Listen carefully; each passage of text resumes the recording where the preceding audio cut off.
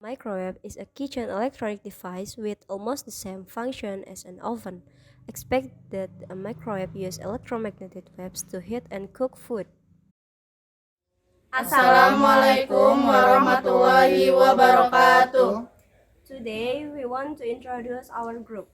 My name is Dian Rujana. My name is Kaidana Raisa. My name is Maharani Halimatri Soda. My name is Zaid Abdullah, and we will tell you guys how to use a microwave.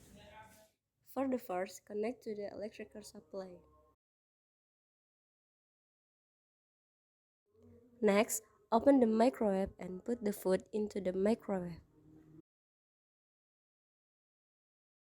Close the microwave. Decide how long it will heat the food.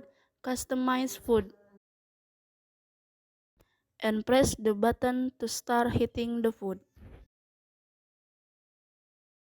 Wait until the time stops. After the time is up, open the microwave and take out the food.